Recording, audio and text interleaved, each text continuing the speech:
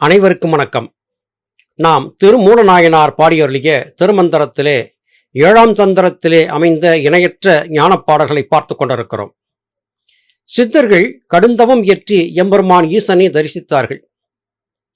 அப்படி தரிசித்தவர்கள் தங்களுடைய அனுபவங்களை பாடல்களாக தொகுத்து நமக்காக கொடுத்தார்கள். திருமூலர் எம்பெருமான் ஈசனை எவ்வாறு தரிசித்தார், அதற்கு அவர் செய்த காரியம் என்ன, எந்த காரியத்தை செய்த போது ஈசனுடைய தரிசனத்தை பெற்றார் என்பதை பற்றி அவருடைய திருவாக்காலேயே சொல்லக்கூடிய அனுபவத்தை இன்றைய பாடற்பதிவிலே பார்க்க இருக்கிறோம். ஆடியும் பாடியும் அழுதும் அரற்றியும் தேடியும் கண்டேன் சிவன் பெருந்தன்மையை, கூடியவாறே குறியாக குறித்தந்து என் ஊடு நின்றான் அவன் தன் அருள் உற்றே. எம்பெருமான் ஈசனுடைய அருள் இல்லாமல் அவனை காண முடியாது. அதற்கு என்ன செய்ய வேண்டும்? புலன்கள் வழியாக சலிக்கக்கூடிய மனத்தின் ஓட்டத்தை தடுத்து நிறுத்த வேண்டும். ஆசைகளுக்கு அணை போட வேண்டும். பார்ப்பதால், சுவைத்ததால், நுகர்ந்ததால், கேட்டதால், தொட்டதால், இப்படி புலன்கள் வழியாக பார்த்த இந்த உலகத்தை உண்மை என்று கருதியிருக்கக்கூடிய மடமையை தவிர்க்க வேண்டும். இங்கே திருமூலர் எம்பெருமான் ஈசனை காண்பதற்கு ஆடினேன், பாடினேன், அழுதேன், அரற்றினேன், தேடினேன், பின் கண்டு கொண்டேன் என்று குறிப்பிடுகிறார். திருமூலர் ஆடிய அந்த ஆட்டம் எது? சந்திரகலை சூரியகலையை ஒன்றாக இணைத்து அண்ணாக்கு பாதை வழியாக ஏற்றி இறக்கி நடத்திய அந்த ஆனந்த நடனத்தையே ஆடியதாக குறிப்பிடுகிறார். பாடினேன் என்றால் வார்த்தைகளால் வர்ணிக்கப்பட முடியாத ரீங்கார நாதத்தை புருவமத்தியத்திலே வாசி கொண்டு கிளப்பிய அனுபவத்தை சொல்கிறார். அழுதது என்பது உண்மையான இரக்கத்தோடு எம்பெருமானை அணுக வேண்டும் என்கிற உயர்ந்த லட்சியத்தோடு இடைவிடாது பயணித்த பயணத்தை சொல்கிறார். அரற்றியது புலம்பியதை குறிக்கிறது, தேடியது தனக்குள்ளே தேடியதை குறிக்கிறது. இப்படி பற்பல விதமாக எம்பெருமான் ஈசனை சென்று சேர வேண்டும் என்கிற முனைப்பை கடுகளவும் குறைய விடாதபடியாக தேடியும் ஆடியும் பாடியும் அழுதும் தொழுதும் ஈசனுடைய கருணையை பெற்றேன் என்று குறிப்பிடுகிறார். அப்படி இருந்தாலும் கூட எல்லோரும் ஆடினாலும் பாடினாலும் ஈசனை பார்த்துவிட முடியுமா என்றால் முடியாது. ஈசனே விரும்பினால் மாத்திரமே நம்மை சந்திக்க வருவார். அத்தனை எளிதில் ஈஸ்வர தரிசனத்தை கண்டுவிட முடியாது. சிவன் நம்முடைய ஒழுக்கத்தை பார்த்து, நம்முடைய நேர்மையை பார்த்து பெருந்தன்மையோடு தன்னை காட்டிக் கொடுப்பான். எம்பெருமான் ஈசனை சென்று சேர்ந்தாகிவிட்டதென்றால் அதன் பிறகு நமக்குள்ளேயே ஈசன் நடமாடிக்கொண்டிருந்ததை இத்தனை காலமும் அறியாமல் இருந்த மடமையை பற்றி நம்மை நாமே வெட்கிக் கொள்வோம். ஈசனுடைய அருளால் தான் இந்த உடல் நமக்கு கிடைத்திருக்கிறது. நம்மை இயக்கிக் கொண்டிருப்பது ஈசன்தான். ஏதோ ஈசன் இங்கே எங்கும் இல்லை, கைலை என்கிற மலையிலே எவர் கண்ணுக்கும் தெரியாமல் கறந்துரைகிறான் என்று கருதியிருந்தால் அது குற்றமாகி போகும். காரணம், நம்முள்ளே இருந்து நம்மை இயக்கிக் கொண்டிருக்கக்கூடிய சிவன்தான் சிவன் என்கிற தத்துவத்தை புரிந்தவர்களுக்கு ஈஸ்வருடைய பெருந்தன்மை நிச்சயம் புரிந்துவிடும். உற்ற பிறப்பும் உருமலம் ஆனதும் பற்றிய மாயா படலம் எனப் பண்ணி அத்தனை நீ என்று அடி வைத்தான் பேர் நந்தி, கற்றன விட்டேன் கடல் பணிந்தேனே. அருமையான ஒரு வார்த்தை, கற்றன விட்டேன் கடல் பணிந்தேனே என்பது. நான் இதுவரையிலும் கற்றவற்றையெல்லாம் மறந்ததின் காரணமாக ஈசனை சென்று என்னால் சேர முடிந்தது என்று குறிப்பிடுகிறார். இதே கருத்தை ஞானவிதா சுவாமி சிவானந்த பரமஹம்சர் அவர்கள் சித்தவேதத்திலே சொல்லும் போது மறக்கப்படி என்று குறிப்பிட்டார். எதை என்று கேட்டால், இந்த உலக வாழ்க்கையிலே புலன்கள் சார்ந்து நீ கற்ற அனைத்தையும் மறந்துவிடு. எல்லாவற்றையும் தொலைத்து நீ பூச்சியமாக வெற்றிடமாக உன்னுடைய மனத்தை மாற்றியமைத்தால் அங்கே ஈஸ்வர பிரகாசம் எழுவதை காண முடியும் என்று குறிப்பிட்டார்கள். நான் எடுத்திருக்கக்கூடிய இந்த பிறப்பு மாயா மலத்தினால் ஏற்பட்டது. ஆணவம், கண்மம், மாயை என்கிற 3 மலங்களை சுமந்ததின் காரணமாக கர்மவினைகளை தொலைப்பதற்காக எடுத்த தேகமே நான் எடுத்திருக்கும் இந்த தேகம். இந்த தேகம் மாயா மல தேகம். இந்த தேகத்தை மேலே மாயா மலம் என்பது மூடியே இருக்கிறது. எம்பெருமான் ஈசன் எனக்குள்ளே தான் இருக்கிறான். காரணம், என்னை கைவிட்டு விட்டால் நான் தாறுமாறாக போய் ஏதாவது தவறுக்கு காரணமாகி விடுவேன் என்கிற காரணத்தால் என்னை அருகிலேயே இருந்து நேரடியாக கண்காணித்து என்னை அணுக்கனாக இருந்து காப்பாற்றி கொண்டும் இருக்கிறான். இந்த தத்துவத்தை புரிந்து கொள்ள வேண்டும் என்றால் எதையெதையோ கற்பனை செய்து கொண்டு அதுதான் உண்மையோ என்று கருதியிருக்கும் என்னுடைய மனத்தை விட்டொழிக்க வேண்டும். இந்த தத்துவத்தை புரிந்து கொண்டேன். இதுவரையிலும் நான் கற்ற இந்த உலகம் சார்ந்த அனைத்தையும் மறந்தேன். மறந்ததின் காரணமாக ஈசனை நினைந்தேன். ஈசனை நினைந்ததின் காரணமாக அவன் திருவடிகளை பணிந்தேன். அவன் திருவடிகளை பணிந்ததின் காரணமாக எம்பெருமான் ஈசன் என்னுள்ளே இருந்து என்னை ஆசீர்வதித்திருந்த அந்த அற்புத காட்சியை கண்டறித்தேன் என்று குறிப்பிடுகிறார். விளக்கினை ஏற்றி வெளியை அறிமின். விளக்கினின் முன்னே வேதனை மாறும். விளக்கை விளக்கும் விளக்குடையார்கள் விளக்கில் விளங்கும் விளக்கவர்தாமே. இருளிலே இருக்கக்கூடிய ஒருவன் தன் முன்னே இருக்கும் காட்சிகளை காண முடியாது தவிக்கிறான். அவனுடைய தவிப்பிற்கு மாற்றாக ஒரு அகல் விளக்கு ஏற்றப்படுகிறது. அந்த அகல் விளக்கு ஏற்றப்பட்ட போது அகலிலே இருந்து வெளிப்பட்ட சுடரின் பிரகாசத்தால் அவனை சுற்றிலும் இருக்கக்கூடிய காட்சிகளை காண்கிறான். அகலின் பிரகாசம் சிறிதாக இருக்கும்போது குறைந்த தூரத்திற்கு காட்சியும், அகலின் பிரகாசம் பெரிதாகிய போது நீண்ட தூரத்திற்கான காட்சியும் கற்புலனாகிறது. நாம் ஏற்ற வேண்டிய அவசியமில்லாமல் ஏற்கனவே ஈஸ்வரனால் ஏற்றி வைக்கப்பட்ட ஒரு பிரகாசமான தீபம் இருக்கிறது, ஒரு பெரிய அகல் இருக்கிறது. அந்த அகல்தான் கதிரவன் என்றாகிறது.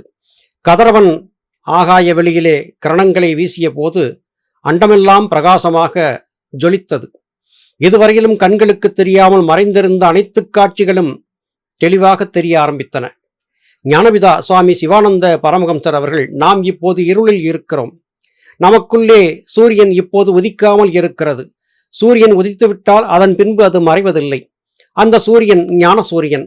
ஞானத்தை பெற்றான பிறகு இந்த உலகிலே இதுவரையிலும் கற்றான அனைத்துமே வெறும் துச்சமென மதித்து தூக்கி எறியும் பக்குவம் வந்துவிடும் என்று குறிப்பிட்டார்கள். விளக்கை ஏற்றினேன். எந்த விளக்கை? ஞான விளக்கை.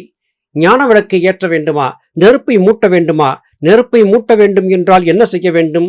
2 தத்துவங்கள் ஒன்றோடு ஒன்று உரச வேண்டும்.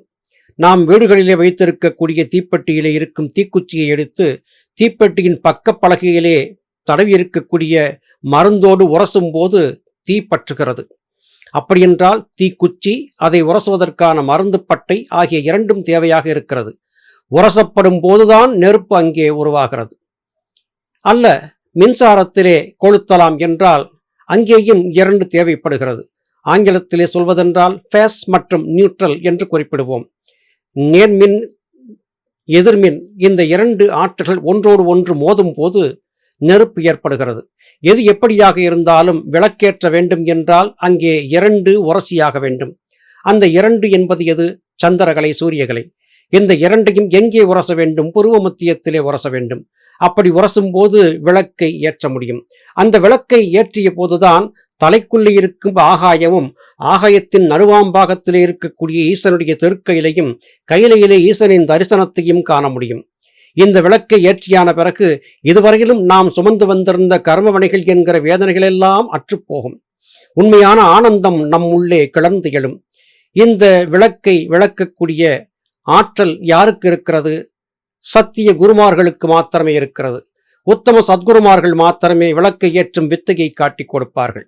குருமார்களை நம்பி நம்முடைய கர்மவினைகளை எல்லாம் அவர்களிடத்திலே ஒப்படைத்து ஆசாபாசங்களை எல்லாம் அறுத்து கொண்டு புலன்கள் வழியாக பாயும் மனத்தை கட்டுப்படுத்தி இவற்றையெல்லாம் சரியாக சாதித்து விட்டால் தலைக்குள்ளே தீபத்தை ஏற்ற முடியும். தலைக்குள்ளே ஏற்றிய தீபத்தின் சுடர் காரணமாக ஈஸ்வரனை புரிந்து கொள்ள முடியும். ஈஸ்வரனை பார்த்தபோதுதான் உண்மை தெரிகிறது. அடடா, அது வேறு ஏதுமல்ல, நாமேதான் அது என்று. அகம் பிரம்மாஸ்மி என்று சொல்லப்பட்ட மகா வாக்கியமும் இதையே குறிக்கிறது. ஒளியும் இருளும் ஒரு காலம் தீர ஒளி உளோர்க்கன்றோ ஒழியாது ஒளியும். ஒளி இருள் கண்ட கண் போல வேறாய் ஒள். ஒளியில் இருள் நீங்க உயிர் சிவம் ஆமே. ஒளியும் இருளும் உள்ளே இருந்து கொண்டேதான் இருக்கிறது. இருளை குறிக்கும் தத்துவம் சந்திரகலை, ஒளியை குறிக்கும் தத்துவம் சூரியகலை. இந்த 2ம் நாம் விரும்பினாலும் விரும்பாவிட்டாலும் இருந்து கொண்டேதான் இருக்கின்றன. கண்களை மூடிய போது புறக்காட்சிகள் தெரியவில்லை. கண்களை திறந்த போது காட்சிகள் தெரிகின்றன. பிறவியிலேயே பார்வையில்லாமல் இருக்கும் ஒருவருக்கு கண்கள் இருந்தாலும் காட்சிகள் தென்படுவதில்லை. அப்படியென்றால் உண்மையான பிரகாசம் எங்கே இருக்கிறது? தலைக்குள்ளே இருக்கிறது. தலைக்குள்ளே இருக்கும் பிரகாசம் வெளிப்பட்டு வந்தபோது கண்கள் வழியாக அது உலகை காண்கிறது. பிரகாசம் இருப்பது என்னவோ நமக்குள்ளே தான், புறத்திலே அல்ல. இங்கே இருளும் ஒளியும் நமக்குள்ளே இருக்கிறது. அயர்ந்து உறங்கும் போது, ஆழ்ந்த உறக்கத்தில் இருக்கும் போது பிரகாசம் வெளியிலே வரவில்லை, காட்சிகளை காண முடியவில்லை. அகத்துள்ளே பார்வையை திருப்பி மூன்றாவது கண்ணாகிய லலாடக்கண்ணை திறந்து உள்ளிலே ஞான தீபத்தை ஏற்றிய போது அண்டமெல்லாம் பிரகாசிக்கிறது. நாம் இருக்கும் இந்த உடலுக்கு அப்பாற்பட்டு இருக்கக்கூடிய சகல அண்டங்களிலும் இருக்கும் காட்சிகள் எல்லாம் நமக்கு தெளிவாக தெரிய ஆரம்பித்து விடுகின்றன. இந்த அதிசயங்களை எல்லாம் பார்த்து அனுபவித்த காரணத்தால் உறுதியாக இங்கே திருமூலநாயனார் இந்த கருத்துக்களை நமக்கு சொல்லுகிறார். இந்த ஒளியை ஒருவர் பெற்றுவிட்டார் என்றால் அப்போது அவருக்கு கர்மவினைகளும் இல்லை, மீண்டும் எந்த விதமான பந்தங்களும் ஏற்படுவதில்லை. காரணம், நெருப்பிலே இட்டு எரிக்கப்பட்ட பொருள் மறுபடியும் வெளியே வருவதில்லை. நெருப்பு எல்லாவற்றையும் எரித்து சாம்பராக்குகிறது. அதன் பிறகு அங்கே எதுவுமே மிச்சம் இருப்பதில்லை. இந்த ஒளியை இருளாக இருக்கும், மன இருளாக இருக்கும், அகையிருளாக இருக்கும் மாயையிலே இருந்து வேறுபட்டு பிரகாசத்தை நமக்குள்ளே கண்டபோது புறக்கண்கள் வழியாக பார்த்த உலகம் என்பது அல்ல, இது மாயை. அகக்கண்களால் கண்ட உலகமே உண்மை என்கிற தத்துவம் விளங்கிவிடுகிறது. இந்த ஒளி வந்தபோது உள்ளே இருந்து அறியாமை என்கிற மாய இருள் விலகிப் போகிறது. அப்போது நம்முடைய உயிரே சிவமாக இருந்தது என்கிற தத்துவம் நமக்கு புரிய வருகிறது. இதை அறிவதற்கும் அடைவதற்கும் குருமார்களின் உதவி அவசியம் என்பது புலனாகிறது. புறமே தெரிந்தேனே பொற்கடல் சூட்டி நிறமே புகுந்து என்னை நின்மலன் ஆக்கி அறமே புகுந்து எனக்கு ஆரமுதிந்த திறம் ஏதென்று எண்ணி திகைத்திருந்தேனே. புறமே தெரிந்தேன், புலன்கள் வழியாக பார்த்த இந்த உலகமே உண்மை என்று கருதி புறத்திலேயே எதுகாலம் தெரிந்து கொண்டிருந்தேன். அப்படிப்பட்ட என்னிடத்திலே தன்னுடைய பொற்கடல்கள் பொருந்தி இருக்கக்கூடிய திருப்பாதங்களை காட்டிக் கொடுத்து, இங்கே வா, என் பாதங்களை கட்டிக்கொள், என் பாதங்களிலே சரணாகதியாகிவிடு, அப்போது நீ யார் நான் யார் என்பது உனக்கு புரிந்துவிடும் என்று ஈசன் எனக்கு சொன்னான். அது மாத்திரமல்ல, என்னுடைய கர்மவினைகளை எல்லாம் போக்கி எந்த விதமான மலமும் இல்லாமல் என்னை நென்மலன் என்கிற நிலையிலே உயர்த்தி தந்தான்.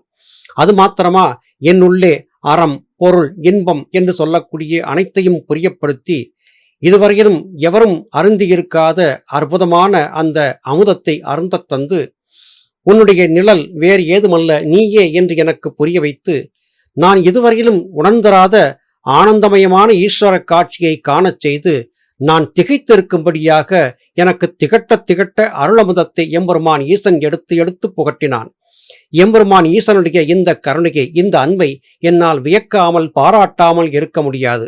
நான் பெற்ற இன்பத்தை, நான் பெற்ற ஆனந்தத்தை நீங்களும் பெற வேண்டும் என்பதற்காக இத்திருமந்திர பாடல்கள் வாயிலாக இவற்றை உங்களுக்கு சொல்லிக் கொண்டிருக்கிறேன். என் அருமை மக்களே, ஆசைகளை விடுங்கள். எம்பெருமான் ஈசனிடத்திலே உங்களை முழுமையாக சரணாகதியாக ஒப்படைத்துக் கொள்ளுங்கள். அப்போது நான் பெற்ற ஆனந்த காட்சியை நீங்களும் பெறுவீர்கள் என்று திருமூலநாயனார் இங்கே சொல்லுகிறார். அருமை சகோதர சகோதரிகளே, ஈசன் அருளை பெறும் வழியை இப்போ புரிந்து கொண்டு விட்டோம். மீண்டும் அடுத்த பதிவிலே உங்களை சந்திக்கிறேன். அதுவரையிலும் நன்றி, வணக்கம்.